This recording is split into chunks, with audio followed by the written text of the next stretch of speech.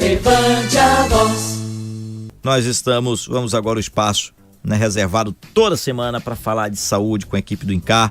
Estamos aqui com o Dr. Noel de Oliveira Mendonça, angiologista, né? Agradecer aqui a coprodução do nosso amigo Jarson, né, que está sempre aí marcando, articulando as entrevistas. São 7h39 e nós vamos aí falar de saúde. Doutor, bom dia, a sua saudação. Vamos falar hoje sobre ferimentos ou queimaduras, mas enfim, a preocupação que se tem com a questão da cicatrização, né? Começando pelo, como diz, sendo redundante, pelo começo, pelos primeiros socorros, pela primeira orientação, as dicas que o senhor dá, porque tem muitos mitos, muitos deles já caíram. O Tino me falou mesmo, quando ele jogava bola, o pessoal tomava uma topada, o pessoal jogava terra, né? Este, isso, no dedo, imagine sarava, Tino. Certo. Mas enfim, tem gente, ainda tem gente que até hoje, quando alguém tem uma queimadura, o pessoal pegava manteiga e passava. Não sei se você já ouviu falar disso. Já. Então, o que tem de mito e de primeiros socorros, que na verdade só pioravam a situação, eram os primeiros agravantes, na verdade, né? O que é que se deve fazer em situações de ferimentos logo ali de imediato? Bom dia. Primeiro, bom dia Léo, bom dia Tino, Itajaí, bom dia a todos os ouvintes da Rádio Andaiá. É uma pergunta interessante, realmente, né? A população cria vários mitos em relação a cuidados da ferida, cuidados imediatos, né? De usar borra de café, esterco de gado. Borra de café, né? Noida de banana, né? Aquela corta a banana e pinga. Sal, exatamente. Mas assim, o cuidado imediato com o ferimento agudo, ou seja, você deu o exemplo de Tino que caiu, machucou. Foi uma brincadeira. Não, brincadeira não, mas tinha isso, não tinha, Tino? Não sei se você fazia. Eu passei o tempo lá em Valente e fiz isso. Isso. Mas assim, o cuidado imediato seria lavar com água corrente e sabão, né? De preferência um sabão neutro, mas na falta do sabão neutro, pode usar qualquer sabão. Não precisa ser o sabão de coco, que também o pessoal gosta muito do sabão de coco, mas qualquer sabão, lavar bastante com água corrente, porque esse cuidado imediato, ele tira as impurezas, né? Quando a pessoa cai e vai ao solo, o solo tem várias impurezas, né? Areia, sujeira, que fica ali na ferida e atrapalha a cicatrização e pode ser foco de uma futura infecção. Então, o cuidado imediato seria lavar com água corrente, em abundância mesmo. Tem gente que se preocupa, mas está sangrando, não vai parar de sangrar. Vai parar de sangrar. Se você usar água e continuar lavando, vai parar de sangrar. E no segundo momento, a depender da extensão desse ferimento, cobrir, né? Quando a gente cai e fere, a gente perde a proteção natural, que é a pele. A pele está aberta. A pele está aberta, né? A pele, ela tem o propósito de proteger o organismo, né? O que está logo abaixo dela, que é o tecido celular subcutâneo, que é uma gordurinha que fica logo abaixo da pele. Então, a pele tem a intenção de proteger todas as estruturas do corpo.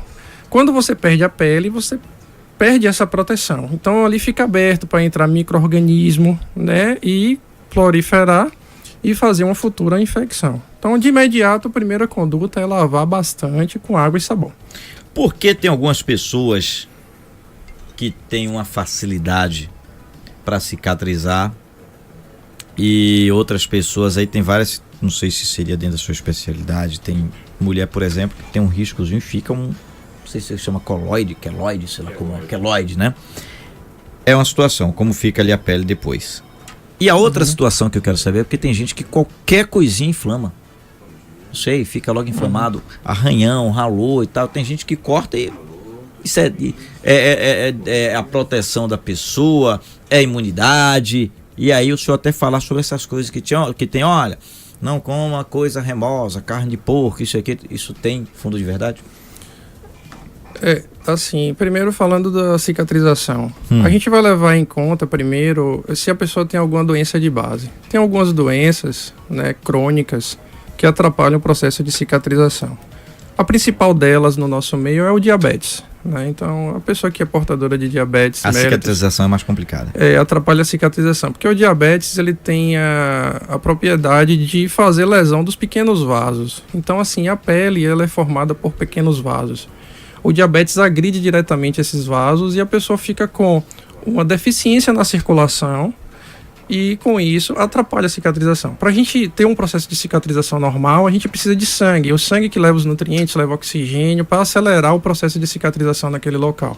Quando a gente tem uma ferida aberta, a gente demanda muito nutriente, né, para fazer o fechamento dessa ferida, naturalmente, pelo organismo. Em relação à alimentação, isso é um mito que se criou. Então, assim, não existe medicação remosa, né? Não existe medicação que atrapalhe o processo de cicatrização. Medicação não, mas alimentação. Ah, sim. Alimentação que atrapalha o processo de cicatrização. O que facilita a inflamação? Também não, né? O que acontece é o seguinte, às vezes a pessoa tem um ferimento crônico e ela faz uma dieta tão severa em relação àquele ferimento que vai atrapalhar até a cicatrização. Então, assim, ela para de comer... diz que carne de frango atrapalha, carne de porco, peixe, então ela vai tirando proteína, que é importante para o processo de cicatrização, e isso a longo prazo vai atrapalhar a cicatrizar. Então, assim, a pessoa que tem um ferimento, isso demanda muito do corpo, então ela tem que fazer uma alimentação mais rica em proteína para ajudar o fechamento. Então, assim, não tem nada na literatura que contraindique a pessoa se alimentar, por exemplo, de carne de porco porque tem um ferimento, né? Então, isso foi um mito que se criou, de que aquele alimento ele prejudica a cicatrização e propicia a infecção. Não tem relação direta com isso. Em relação, assim, você perguntou em relação ao queloide. O queloide é uma cicatriz hipertrófica. O que é isso? O organismo, quando a gente tem um corte, seja um corte cirúrgico, ou seja um corte por trauma, ele trabalha ali o tempo todo para cicatrizar, para fechar aquele corte. E a depender da genética da pessoa e do organismo, às vezes é exacerbado, às vezes é mais do que precisa. Então vai ficar uma cicatriz elevada. E isso que é o queloide. Então é o próprio organismo que trabalha demais para fechar aquilo ali com rapidez e acaba fazendo uma cicatriz elevada e que a gente dá o nome de queloide. Isso é da pessoa, isso é da genética da pessoa. Tem algumas substâncias que tem hoje no mercado que ajudam a diminuir essa exacerbação do organismo para fechar. Que é bom, se identificou que a pessoa tem queloide, é bom ter em casa, talvez. Exato, e você usa... Observar, claro, a validade, né? Usa naquele local que diminui o processo de cicatrização, né? E com isso diminui a cicatriz elevada e o queloide, né? E pessoas também mais idosas, teoricamente, vai ter dificuldade em fechamento de feridas, né? Tudo no corpo da gente envelhece junto com a gente. Então, assim, a pele envelhece, o sistema circulatório envelhece. Então, assim, uma pessoa de 20 anos que tem um corte e um senhor de 80 que tem o mesmo corte, a diferença de velocidade de cicatrização é diferente, né? Sim. Então, o jovem vai cicatrizar muito mais rápido. Quando o ferimento acontece em locais que a gente tem que movimentar, como o joelho, cotovelo, requer algum cuidado diferente, especial, evitar movimentar, ou se evitar movimentar pode ser pior? A depender da localização e da extensão do ferimento, o repouso é essencial, né? Esses machucados em articulações, joelho, cotovelo, a depender da extensão também, o ideal seria fazer um repouso com o membro flexionado, porque a depender do processo de cicatrização, depois a pessoa vai ficar com uma certa limitação em flexionar esse membro. Né? Um exemplo no joelho. O ideal é dar o repouso, toda vez que der o repouso, com o joelho flexionado. Porque se você ficar com a perna esticada sempre, depois que cicatrizar, você vai ter uma dificuldade ou vai sentir dor na hora de flexionar esse membro. Então, é o repouso, por exemplo, a pessoa caiu de moto, ralou muito ali o joelho, o cotovelo, é muito comum isso. Então o joelho deve ficar o quê? Flexionado. Certo. A perna dobrada. Né? Porque toda vez que ele for dar o repouso não precisa ser um repouso absoluto, ficar deitado na cama o tempo todo. É um repouso relativo. Ou seja, assim, ele vai fazer as coisas dentro de casa, sozinho, né? Vai na cozinha, vai se alimentar na mesa, vai tomar seu banho. Mas na hora do repouso, ele flexiona o membro, porque isso ajuda na cicatrização correta daquela pele. Muito bem, meus amigos, agora às 7h49, né, nós estamos aqui tirando dúvidas, né, com o doutor Noel, que atende no INCAR quais dias, doutor?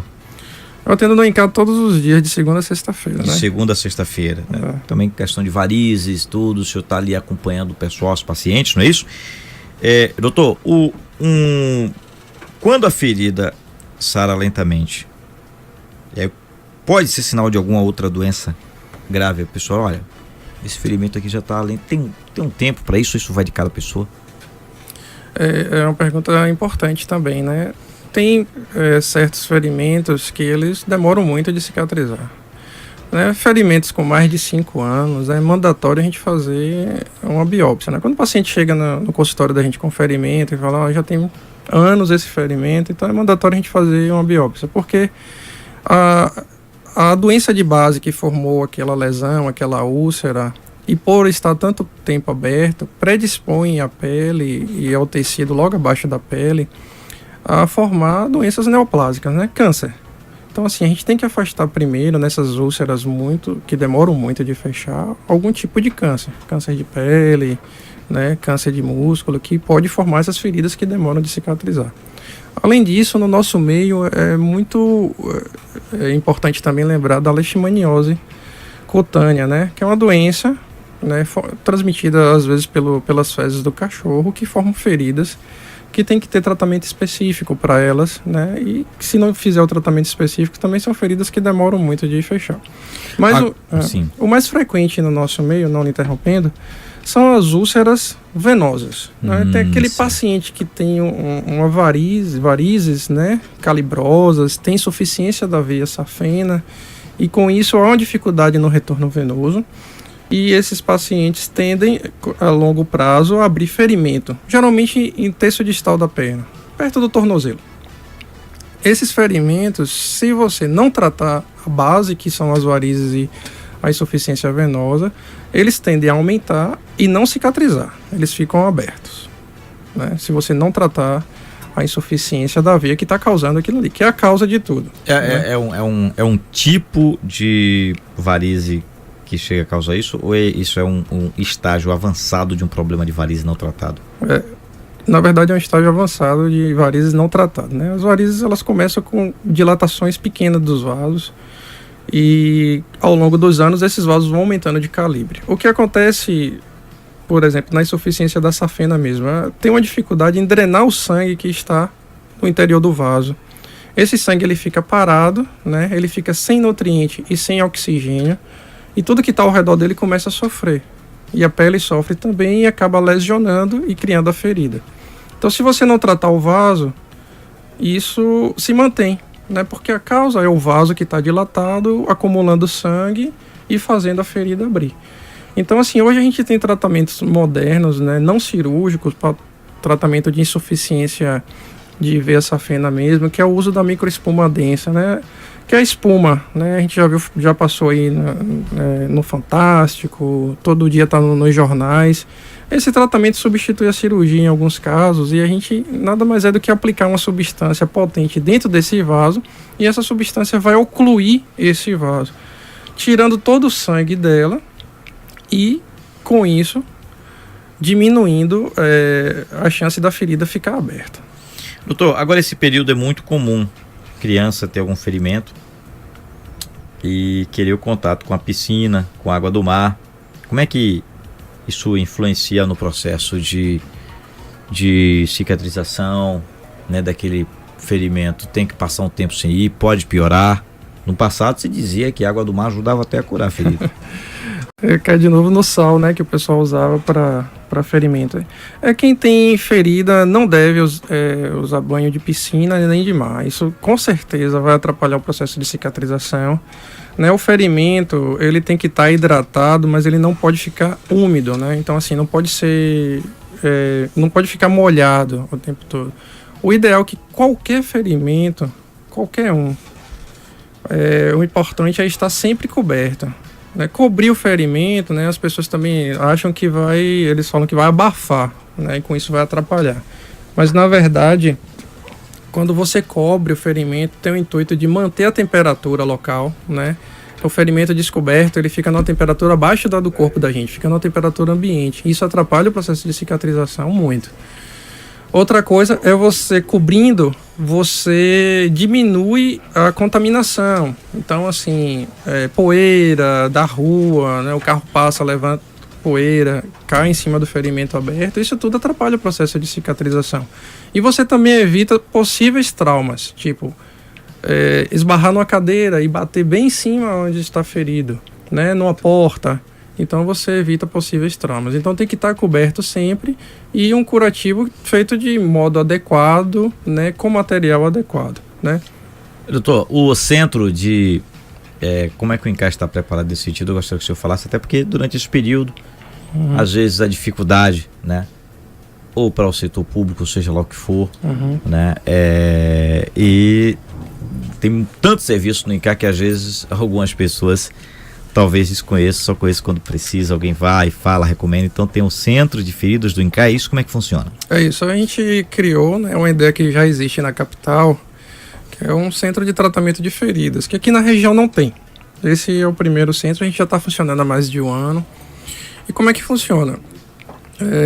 Qualquer ferimento agudo, como cair jogando bola ou cair de moto, como ferimentos crônicos, a gente vai ter o cuidado especial com esse ferimento lá no centro de tratamento de feridas. Como é que acontece? O paciente se machuca, vamos dizer, meu gato me arranhou aqui na perna e eu preciso que alguém olhe. Pode ir lá né?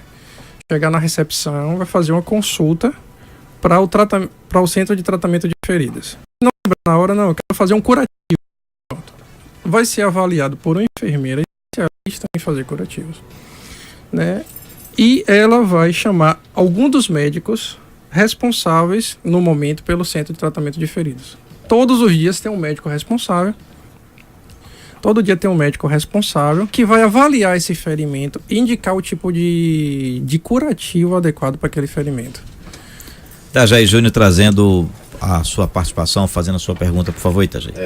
Obrigado, Léo. Bom dia, doutor. Uma dúvida que muita gente tem, principalmente com relação às crianças, quando tem ferimentos em cicatrização. O senhor falou aí de cobrir a ferida, etc. Mas a cobertura natural da ferida, o chamado cascão. Tem gente que tira, tem criança que mexe. Eu já ouvi dizer que não se deve fazer isso porque essa cobertura natural tem uma proteção adequada para o ferimento. Isso é verdade? Isso, o cascão faz parte do processo de cicatrização. Não deve-se remover o cascão, né? Então, assim, o corpo, ele tenta cobrir, na verdade, aquilo que está exposto, até ele formar uma nova pele. A nova pele, ela demora alguns dias ou semanas para ser formada, dependendo da extensão do ferimento. É importante lembrar, assim, o corpo forma esse cascão até fechar completamente por baixo. A pele, ela não nasce no meio do ferimento. Vamos imaginar, assim, um gramado, um campo de futebol, que uma máquina vai e faça um buraco no meio.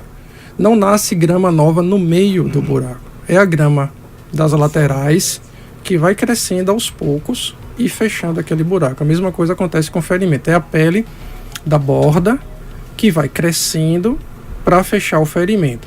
Para isso acontecer, como no gramado, é importante que o terreno do meio do buraco esteja bem adubado.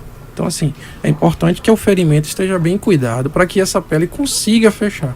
Se o ferimento estiver sujo ou com resto de tecido necrosado, essa pele ela não vai recobrir todo o ferimento. Então, assim, é importante não remover o cascão. Achando que vem uma pele nova. Achando que vem uma pele nova que vai acelerar o processo de cicatrização. Não deve se fazer isso e deve procurar ajuda, né? Como eu estava falando do centro de tratamento de feridas, né? A gente funciona de segunda a sexta, né? Em horário comercial. E a gente tem cobertura de quase todos os convênios, né? Então, assim, isso é feito pelo convênio, né? E no caso de paciente particular que não tem convênio, a gente também faz o curativo, né? É atendido, é avaliado e fazemos o curativo também. Ok, doutor, mais uma vez aqui o nosso agradecimento, né? E vamos agendar mais vezes a sua participação aqui no nosso programa. Eu que agradeço, um abraço, Léo, Itajaí, Tino e a todos os ouvintes da Rádio Andaiá. Levante a voz.